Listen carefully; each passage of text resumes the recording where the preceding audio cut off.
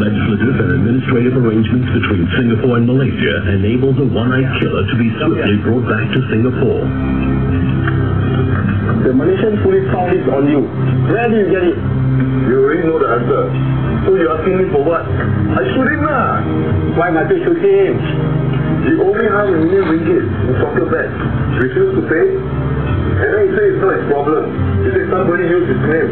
According to his friend, he said it was you who owed him $30,000 since 2003. So he can't be a gentleman. Tell us the truth. That man never gave me faith. He even threatened me. I tried to settle with him.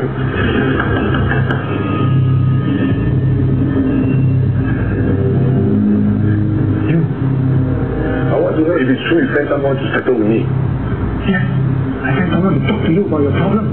Good night. Oi! I want to settle this now. There's no need to talk.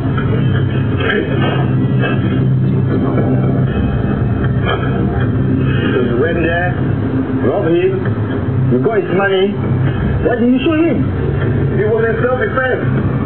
I tried to settle with him quietly. He grabbed a chair and attacked me. I had no choice but to shoot him for maybe 5 times. So, you shot him in self-defense?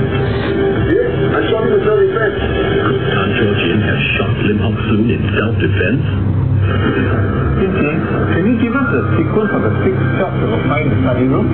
I will not be able to tell you the sequence of all the shots, but most likely the last shot was the one that was fired at Lim Hock Soon's right temple. Why? Because if it had been one of the initial shots, then it's likely that blood will flow from the wound and drip down onto the collar, and we should expect to see blood stains on the collar, but this is not the case. Are you able to give us the various events that took place in the study room? Yes. Most likely, the assailant stood very near to Lim Hock Soon and fired a very close-range shot to his right cheek. Based on our distance of firing testing, the shot was estimated to be less than 10 cm, the muzzle of the firearm to the right cheek. And the firer again fired another shot at him, but this shot missed him. Instead, it ricocheted on the chair and onto the floor. And when we did our trace evidence analysis, we found gunshot residues on the damaged part of the chair and also on the floor. The 2 shots at the thigh and shoulder were fired at further distances of 100 to 150 cm. The shot at his elbow was fired at about 10 to 25 centimeters away from him. The different distances of firing, different locations of gunshot residues and cartridge casings indicated that the firer and Lim Hock Soon were moving around in the room. Subsequently, there was a shot that was fired near the doorway at Lim Hock Soon's right temple, and again it was a very close-range shot, which was about 10 to 25 cm, muzzle to target distance. The one-eyed killer's claim of self-defense also did not tally with the findings of forensic pathologist Dr. Teo Eng Swee, who had performed the autopsy on the victim. The tattooing on the right temple here and on the left arm, this indicates to me that the gun must have been fired at close range. So what about the right cheek? If you look at the spread of the tattooing on the right cheek, the spread is much less than in the wounds on the right temple and left arm. This indicates to me that the gun must have been fired at a closer range. So which was the fatal shot? This one, the wound on the right temple.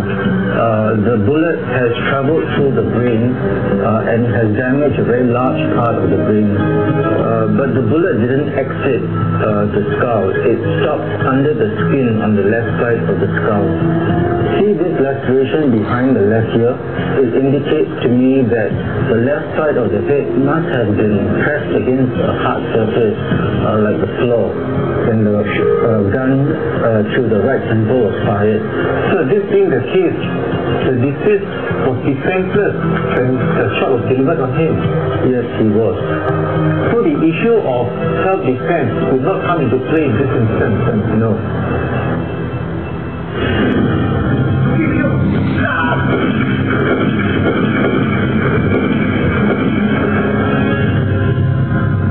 Tan Chor Jin, the one-eyed dragon, Dragon was subsequently sentenced to death for unlawful discharge of a firearm under the Armed Offences Act.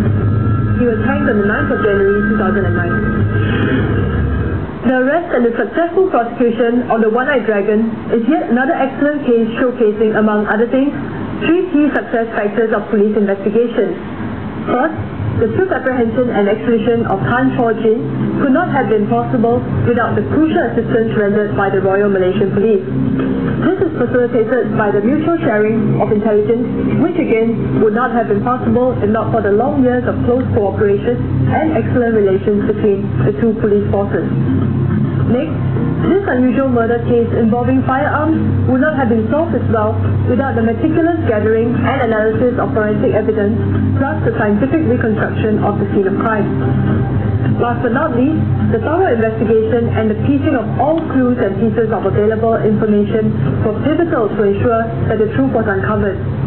The One-Eyed Dragon, Tan Chor Jin, had shot his victim deliberately and at close range. So it's not true to say, dead men tell no tales. Well, we've come to the end of this episode of Crime Watch. If you have any feedback, do drop us an email. I'm ASC Gil Wong, signing off.